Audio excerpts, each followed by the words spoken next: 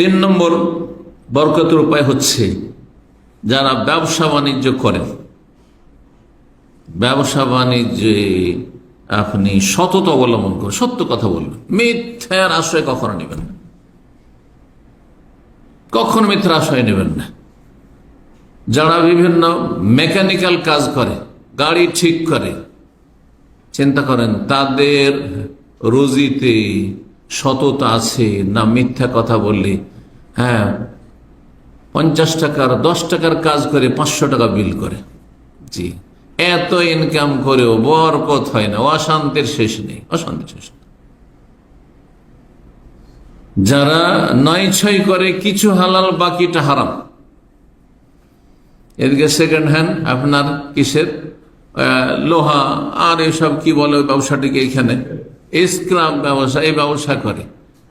যদি কোনো জায়গায় দেখা যায় মালিক টালিক নেই, ভালো ভালো জিনিস সংরক্ষিত আছে, সেখানে ঢুকে চুরি করে লোহাকে কেটে কেটে সেগুলোকে স্ক্রাব বানায়, কত যে জেল খাটছে। এখানে জেলে বক্তব্য করলে এইগুলোকে দেখেছি, পুরাতন ইতিহাস, 27 বছর ইতিহাস। এত পয়সা নেই, বরকত নেই। ওর মধ্যে একজনের কথা শুনেছিলাম, এই আপনাদের দাল্লাসানায় এখানে থাকতো, আর স্ক্রাবের হেডমাস্টার ছিল, মানে ও এক মহাশাস কোম্পানির মালিক ছিল। সে বিশাল টাওয়ার তৈরি করেছে, ভিল্লা তৈরি, কত কি তৈরি করেছে, ঢাকা সিটিতে। তারপরে এইদিকে হারাম রোজগার করে, ওইদিকে তার স্ত্রী জেনায় লিপ্ত হয়ে, পরকিয়া বলবেন না, এই পরকিয়া কথাটি পশ্চিমারা দিয়েছে আমাদেরকে, নাস্তিকরা দিয়েছে, যাতে করে ভদ্র ভাষা, জেনা ব্যভিচারে লিপ্ত হয়েছে। যেমন বেশ্যাকে, পতিতাকে যৌনকর্মী বলা, ঠিক ওই রকম পরকীয়ায় লিপ্ত হয়েছে, ভদ্র ভাষা। না না, জেনা ব্যভিচার করেছে, আর তারপরে তাকে নিয়ে সংসার করছে। তার ধন সম্পদ অ্যাকাউন্ট, পুরো টাকা ওর কাছে পাঠিয়েছে, স্ত্রীর অ্যাকাউন্টে পাঠিয়েছে, সব নিয়ে গেছে। জি, ঘটনা যে ভাই শুনিয়েছি সে ভাই ওই এলাকাতেই থাকতো, অনেক আগের ঘটনা বলছি। আল্লাহ হেফাজত করুন। এগুলি হচ্ছে বরকত বিহীন জীবন। বহু টাকা ইনকাম করেছে, কোটি কোটি টাকা ইনকাম করেছে, জীবনে অশান্তির শেষ নেই। এই মানুষ আর বেঁচে থাকার মতো হয়ে আছে? যার ধন সম্পদও গেছে, যার স্ত্রীও গেছে, যার বাড়িও গেছে, সব গেছে, আর সারা জীবন হারাম খেয়েছে, মরলে জাহান্নামে যেতে হবে। কারণ এত লোকের বান্দার হক নষ্ট করেছে, ও আদায় করতে পারবে না, জাহান্নামে যেতে হবে। এমন যেন অশান্তির জীবন না হয় যে দুনিয়া বরবাদ, আখিরাত বরবাদ, সব ধ্বংস। আল্লাহ হেফাজত করুন। সততা, ব্যবসা বাণিজ্যে সততা, কেনেন অথবা বিক্রি করেন, কেনা বেচার ক্ষেত্রে আমরা অনেকে ব্যবসা করি না, কিন্তু খরিদ তো করি। কেনাকাটার সময় সততা অবলম্বন করা। এমনিতে সাদা সাদা দোকানদার আছে, আর একটা দাম চাইলো, মিশামিশি বলেন, আরে ওখানে তো 50 টাকা দিয়ে দিচ্ছে, আপনি বেশি কেন চাইছেন? মিথ্যা কথা, সব বলবো বরকত। তাহলে অনেক সময় খরিদ করতে গিয়েও মিথ্যা কথা বলে। ওমরা যাবে, একেবারে সস্তা ওমরা, 100 টাকার ওমরা, তাতে মিশামিশি আর অন্য জায়গাতে 80 টাকা দিচ্ছে, 90 টাকা দিচ্ছে। এবছর চিন্তা করলে যে মার্কেট তাহলে খারাপ হয়ে গেছে, আমি তো 100 টাকা যদি ধরে থাকি তো আমার কাস্টমারই সব যাবে, দিয়ে দিল হয়তো। এই যে 10টা টাকার জন্য মিথ্যা কথা বলে আপনার জীবনে বরকত সব শেষ, আর তাও যাচ্ছেন আবার ইবাদত করতে। ইবাদতই করেন আর দুনিয়ায় করেন, হারাম। এগুলো করছে এগুলো মানুষ। মেকানিক, শুধু একটা তারের সমস্যা ছিল, একটা তার শুধু ওখানে জড়িয়ে দিয়েছে, আর কিচ্ছু করেনি। অথবা একটা ঘষা দিয়েছে, একটু ঘষা দিয়েছে, কিন্তু তার সামনে যদি করে তো কেমন করে তার কাছে 500 টাকা চাই, বলছে না একদিনে হবে না, আমার কাছে অনেক কাজ আছে, কালকে আসো। আর তারপরে তারটা জড়িয়ে রেখে দিয়েছে, অথবা এটা ঘোষা দিয়ে রেখে দিয়েছে, 500 টাকা বিল হয়েছে। আউযুবিল্লাহ, আল্লাহকে বরকত দেবেন? সমস্ত বরকত শেষ। জি, হাকিম বিন হিজাম রাদিয়াল্লাহু তাআলা আনহু বর্ণনা করছেন, নবী সাল্লাল্লাহু আলাইহি ওয়াসাল্লাম বলে, আল বাইয়ান বিল খিয়ার মা লাম ইয়াতাফাররাকা।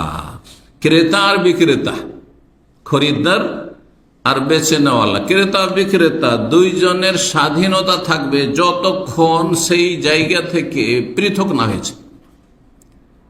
এটা অনেকে মানে না। ধরেন একটা মাল সামান আপনি কিনে নিলেন, আর কিনে নেওয়ার পর ওইখানে দাঁড়িয়ে আছেন, হঠাৎ করে আপনি বলছেন যে ভাই নেওয়া হলো না, বোঝেন না, আপনি তো নিয়ে নিয়েছেন, টাকা যেহেতু দিয়ে দিয়েছেন সেজন্য না না না না না ঘুরিয়ে নেব না, নাজায়েজ কাজ এটি। মালামে যতক্ষণ সেখান থেকে চলে না গেছে খেয়ারে মজলিস, ওই মজলিস থেকে ও বাড়ি চলে গেছে, তারপরেও যদি দেওয়া থাকে সেখানে এই সুযোগগুলো কিছু কিছু যেমন বড় দোকানগুলোতে আছে বা যে কোনো দোকানে হয়তো আছে যে আপনি মাল সামানটা ফেরাতে পারবেন কিন্তু কিছু শর্তের সাথে, এটা না হয় ওটা না হয়, হ্যাঁ এতদিনের মধ্যে ফেরাতে পারবেন যদি তাতে দোষ থাকে। ওটা হচ্ছে খেয়ার আইব, ব্যবসা বাণিজ্যের মেলা মাসাইল আছে। কোনো দোষ ত্রুটি পেলে, দোষ ত্রুটি নাই, একটা স্যান্ডেল ছোট হয়ে গেছে, জুতা ছোট হয়ে গেছে, বড় হয়ে গেছে, সেটা দোষ ত্রুটি। কিন্তু ওই দোষ ত্রুটি না থাকে এমনি এমনি ফিরিয়ে দেওয়া, মজলিস থেকে চলে গেলে আর ফেরাতে পারবেন না, কিন্তু মজলিসে যতক্ষণ আছেন ফিরিতে পারবেন।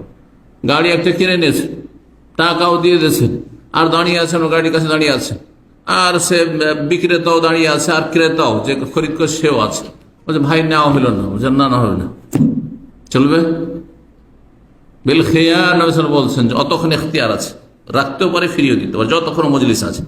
ফাইন সাদাকা, উভয় যদি সত্য কথা বলে, দুইজনই সত্য, ক্রেতা বিক্রেতা দুইজনই যদি সত্যবাদী হয়, অবাইয়ানা দোষ ত্রুটি যদি বলে দেয়, গাড়ি ভালো ভালো আমাদের কিছু দিদি ভাইয়েরও বিক্রি করে, ভাই এসিটা কেমন, বলছে না খুব ভালো, অথচ এসি খারাপ সেই জন্য বিক্রি করছে হয়তো।